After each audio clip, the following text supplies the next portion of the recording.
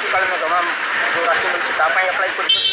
ବିବାହ ପରେ ଯେଉଁ ସରକାରଙ୍କ 50,000 ଟଙ୍କା ସେମାନଙ୍କ ଚିନ୍ତା ଯାହା ଦରକାର ଅଛି ସେମାନଙ୍କୁ ସେ କଥା ଆପ୍ଲାଏ କରିଛନ୍ତି। କିନ୍ତୁ ଲେବର ଅଫିସରେ 1.5 ବର୍ଷ 2 ବର୍ଷ ହେଲାଣି ତାଙ୍କର ସେଇଟା ପେଣ୍ଡିଂ ଅଛି, ତାକୁ ଭେରିଫିକେସନ୍ କରୁନାହାନ୍ତି ଏବଂ ବିନା ପଇସାରେ ଏଠି ଗୋଟେ କାମ ହାତକୁ ଯାଉଛି। ତେଣୁ ଜଗନ୍ନାଥ ଶ୍ରମିକ ସଂଗଠନ ଏବଂ ତାଙ୍କର ଯେଉଁ ଅନୁବନ୍ଧିତ ଯେଉଁମାନେ ସବୁ ଲେବର ଅଛନ୍ତି ସେମାନେ ସେଠି ପ୍ରତିବାଦ କରୁଛନ୍ତି, ଦେଉଛନ୍ତି ତାଙ୍କ କାମ ହେଉଛି, ଯେଉଁମାନେ ପଇସା ଦେଉନାହାନ୍ତି ତାଙ୍କ କାମ ହେଉଛି।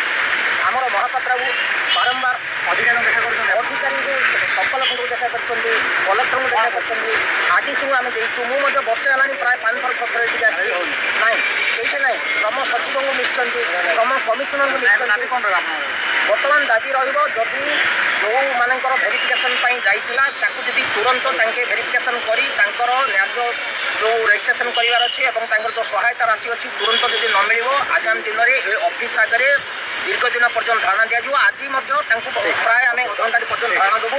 କେବଳ ନାହିଁ ମନ୍ତ୍ରୀଙ୍କୁ ଜଣା ହେଇଛି, ତେଣୁ କୌଣସି କ୍ଷେତ୍ରରେ ମଧ୍ୟ ତାଙ୍କ କଥା ଶୁଣୁନାହାନ୍ତି। ଗରିବ ଲୋକ ତାଙ୍କ ପାଇଁ କହିବା ପାଇଁ କିଏ ନାହିଁ। ତେଣୁ ଆପଣମାନଙ୍କୁ ମଧ୍ୟ ନିବେଦନ କରୁଛୁ ଆପଣମାନଙ୍କର ମଧ୍ୟ ସେମାନେ ଆପଣ ଦାୟିତ୍ୱ ଅଛି ତାଙ୍କ ପାଇଁ କାମ କରୁଛନ୍ତି।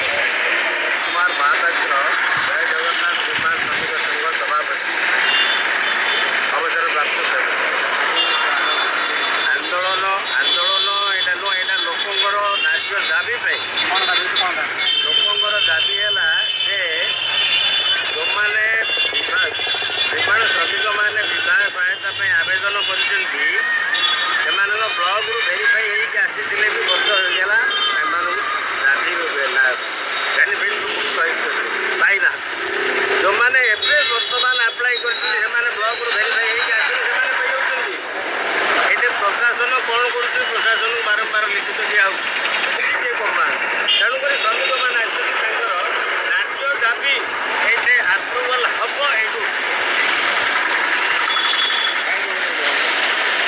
ଯେଉଁମାନେ ଦଲାଲ ମାଧ୍ୟମରେ ଅର୍ଥ କାରବାର କରିକି ଅନ୍ୟାୟରେ ଏବଂ ହରିଲୁଟ କରିଛନ୍ତି, ଆତ୍ମସାତ କରିଛନ୍ତି ପଇସା, ସେଗୁଡ଼ାକ ବି ଭିଜିଲାନ୍ସରେ ଦିଆହେବ। ଭିଜିଲାନ୍ସ ନିଶ୍ଚୟ ଖୋଳତାଡ଼ କରିବ। ତମେ ବିନା ଭେରିଫାଇ ବ୍ଲକର ଆସିବାରେ ତମର ଗେଜେଟର ନୋଟିଫିକେସନକୁ ଦଳି ମକୁଟି ଚକୁଟିକିରି ତମେ କେମିତି କରିଛ ଆପ୍ରୁଭାଲ ସେଗୁଡ଼ାକ? ତେଣୁ ଜିଲ୍ଲା ପ୍ରଶାସନ କେମିତି ସାଙ୍ଗସନ୍ କରିଛନ୍ତି?